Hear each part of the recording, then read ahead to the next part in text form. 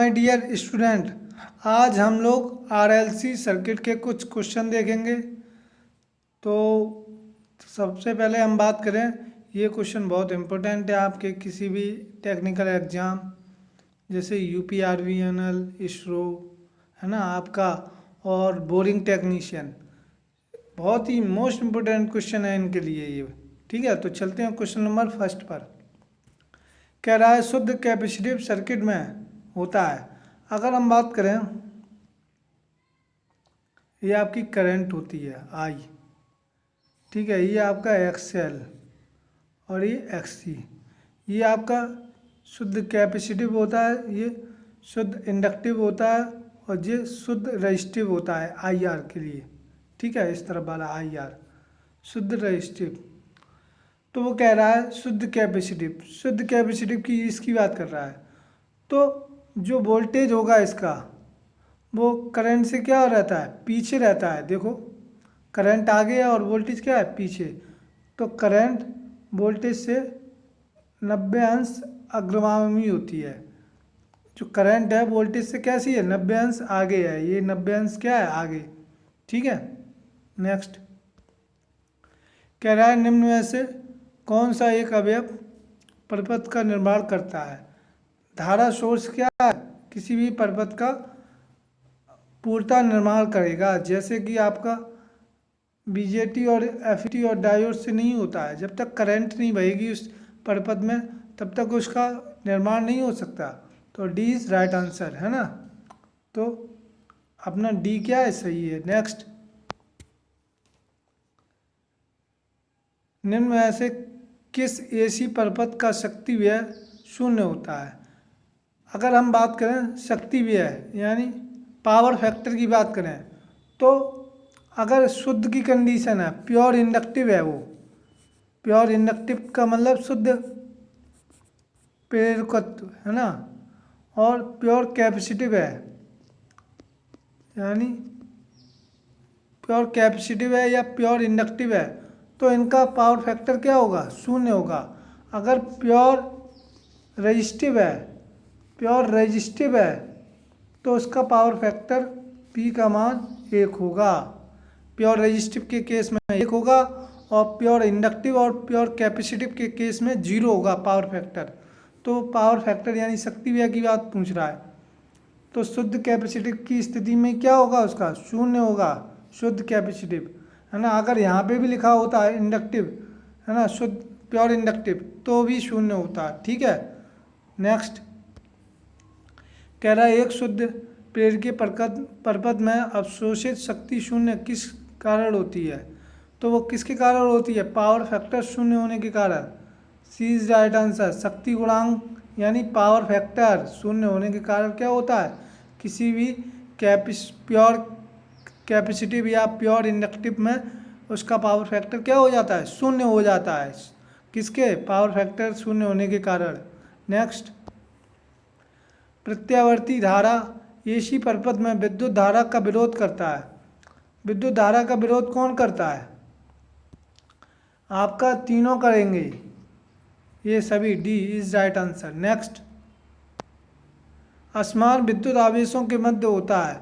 असमान विद्युत आवेश जैसे कह रहा है वो प्लस और माइनस, तो इन दोनों के बीच क्या होगा, आकर्षण होगा, एक दूसरे के पास आएंगे। अगर वो कहता मान लो अभी असमान बोल रहा है, वो कह देता समान, तो इनके बीच क्या होता, प्रतिकर्षण होता है, ये दूर दूर जाते। माइनस माइनस होता तो प्रतिकर्षण होता, दूर दूर जाते ये। और अगर असमान की कह रहा है तो ये दोनों एक दूसरे के पास आ जाएंगे, पास आएंगे। ठीक है, तो इन दोनों के बीच क्या होगा, आकर्षण, और समान में क्या होता है, प्रतिकर्षण। नेक्स्ट कह रहा है एक शुद्ध प्रतिरोधी परिपथ में क्षणिक वोल्टेज एवं धारा का मान ज्ञात कीजिए। तो ये B बराबर 250, तो हमारा इससे डिनोट करेंगे B बराबर BM साइन ओमेगा टी। तो BM कितना दिया हमारा, 250। इसी प्रकार I बराबर IM साइन ओमेगा टी। तो आई एम हमारा कितना दिया 10। तो शक्ति पूछ रहा है, P बराबर क्या होता है बी आई, यानी B M multiply I M. ठीक है, तो 250 गुणे 10 कितना आ जाएगा 2500 वाट। सी इज राइट आंसर। नेक्स्ट कह रहा है एक इंडक्टिव परिपथ में वोल्टेज के सापेक्ष धारा होती है। अब पहले क्वेश्चन में हमने देखा था कैपेसिटिव की बात कर रहा था, आप किसकी इंडक्टिव। तो हमारा ये क्या है आई है, रजिस्टिव सर्किट है, ये आपका क्या है एक्सएल, और ये क्या है एक्ससी यानी कैपेसिटिव, और ये इंडक्टिव है।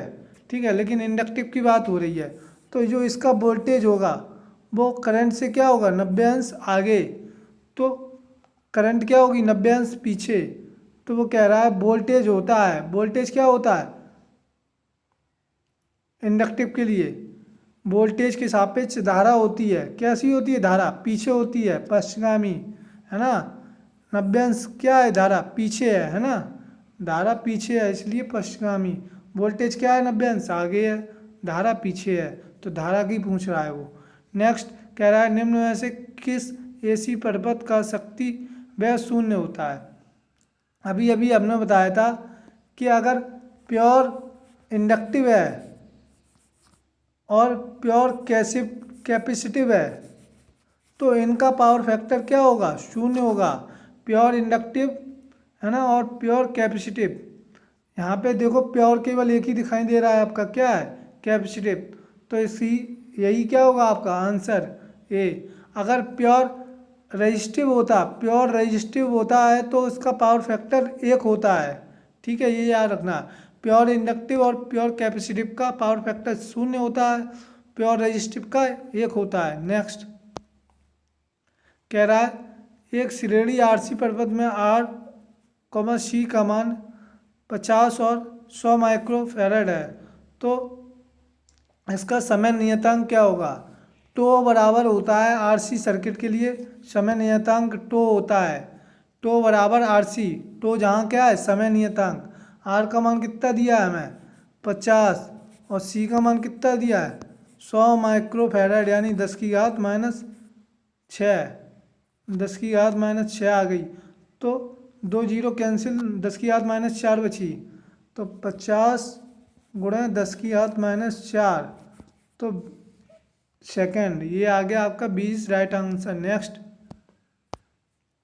कह रहा है निम्न में कौन सा सक्रिय अवयव है। अगर हम बात करें active element and passive element, यानी सक्रिय अवयव और निष्क्रिय अवयव, तो सक्रिय में आपके आ जाते हैं जैसे करंट सोर्स हो गया, वोल्टेज सोर्स हो गया और बैटरी हो गई प्लस और माइनस। ठीक है, और आपका पैसिव यानी निष्क्रिय में कौन कौन से आ जाते हैं, आर आ जाता है, एल आ जाता है, सी आ जाता है। तो वो कह रहा है निम्न में से कौन सा सक्रिय अवयव है, तो इसका तीनों होगा आर एल सी। कैसे होंगे आपके पैसिव होंगे यानी निष्क्रिय होंगे, और वो लेकिन सक्रिय पूछ रहा है, ना तो इसमें करंट सोर्स दिया है ना वोल्टेज सोर्स दिया है, तो इसमें नन ऑफ दीज, इनमें से कोई नहीं, ये दे नहीं रहा है, ये गलत दे रहा है। ठीक है, हमारा क्या होता है ये सब पैसिव होते हैं आरएलसी यानी निष्क्रिय होते हैं, सक्रिय नहीं होते हैं। सक्रिय में कौन कौन से आते हैं current source, voltage source and battery और डायोड, ट्रांजिस्टर, एससीआर, ये सब आते हैं सक्रिय में। नेक्स्ट कह रहा है क्रमशः 3 ओम और 6 ओम के 2 प्रतिरोध सीरीज में हैं और 18 वोल्ट से जुड़े हैं। कह रहा है मान लो एक 3 ओम का रेजिस्टेंस है और एक 6 ओम का रेजिस्टेंस है, ये 18 वोल्ट की बैटरी से जुड़े हैं। ठीक है, कितना 3 और 6 ओम, तो ये 3 और 6 कितना हो जाएगा सीरीज में है, तो टोटल अपना कितना हो जाएगा आर टोटल 9 ओम हो जाएगा। और बी का मान कितना दिया है आपने को 18 वोल्ट। ठीक है, तो आई बराबर क्या होता है बी अपॉन आर ओम के नियम से। ठीक है, बी का मान 18/9 यानी 9 दूनी 18, 2 एम्पियर आ जाएगा current, A is right answer. Next कह रहा है प्रत्यावर्ती धारा के फॉर्म फैक्टर के का मान होता है, के का मान 1.11 होता है। फॉर्म फैक्टर कैसे निकालते हैं, किसी का भी फॉर्म फैक्टर है, जैसे फॉर्म फैक्टर की बात करें तो फॉर्म फैक्टर का फॉर्मूला होता है IRMS बटे आई एवरेज। इस तरह निकालेंगे फॉर्म फैक्टर, कितना आता है हमारा 1.11, तो B is right answer. Next कह रहा है AC सप्लाई की आवृत्ति का मान बढ़ने पर प्रेरकीय प्रतिघात पर इनमें से क्या प्रभाव पड़ेगा। सप्लाई फ्रिक्वेंसी की बात कर रहा है, आवृत्ति की बात कर रहा है, इसे देखो आवृत्ति लिखा है ना, आवृत्ति की बात कर रहा है। और किसका प्रभाव पड़ना चाहिए, प्रेरकीय प्रतिघात यानी इंडक्टिव रिएक्टेंस। तो बात करें इंडक्टिव रिएक्टेंस की, XL बराबर 2πfL होता है। फ्रिक्वेंसी बढ़ने पे क्या होगा, इंडक्टिव रिएक्टेंस बढ़ेगा और फ्रिक्वेंसी घटने पर इंडक्टिव रिएक्टेंस घटेगा। तो वो कह रहा है फ्रिक्वेंसी बढ़ रही है तो इंडक्टिव रिएक्टेंस का मान क्या होगा, बढ़ जाएगा। ये इज राइट आंसर। अगर वो कैपेसिटिव की बात करता है इंडक्टिव रिएक्टेंस की जगह, अगर वो बोलता कैपेसिटिव रिएक्टेंस, तो कैपेसिटिव रिएक्टेंस क्या होता है, XC बराबर 1/2πfC। तो यहाँ केस क्या होता है, फ्रिक्वेंसी बढ़ने पर कैपेसिटिव रिएक्टेंस घटता है और फ्रिक्वेंसी घटने पर कैपेसिटिव रिएक्टेंस बढ़ता है। ठीक है, लेकिन वो हमसे इंडक्टिव की पूछ रहा है तो ये इज राइट आंसर। नेक्स्ट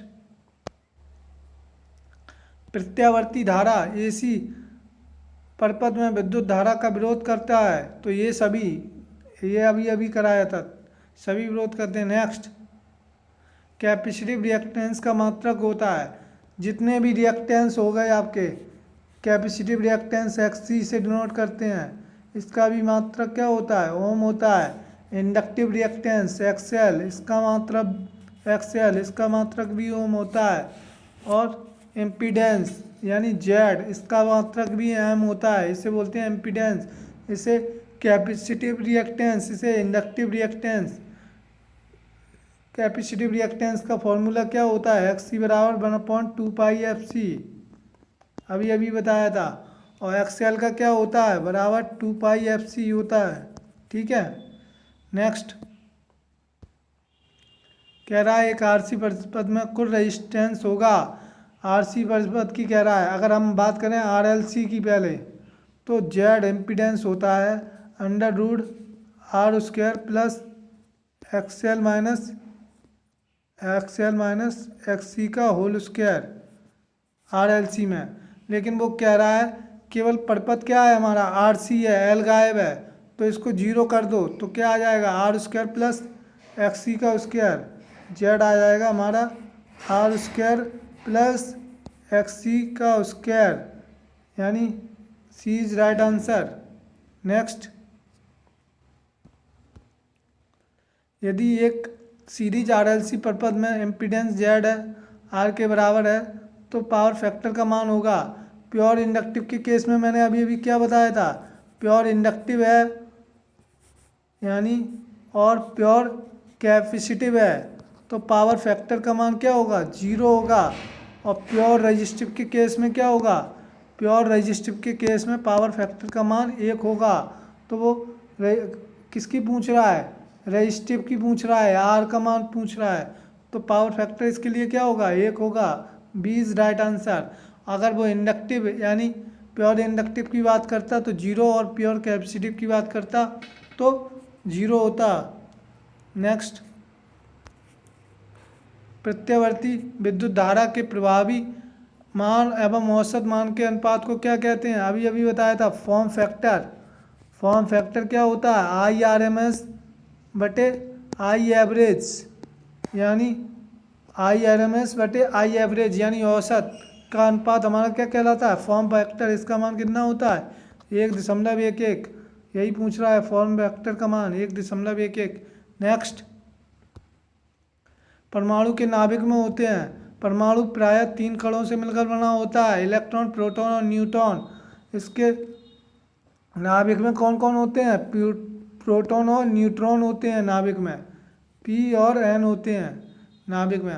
और इलेक्ट्रॉन इसके बाहर क्या लगाते हैं, चक्कर। ठीक है, परमाणु 3 कणों से मिलकर बना होता है, लेकिन नाभिक में कौन कौन से होते हैं, प्रोटॉन और न्यूट्रॉन, है ना। नेक्स्ट, तो आई होप आपको ये वीडियो समझ में आया हो, तो लाइक और सब्सक्राइब करना ना भूलें, और धन्यवाद।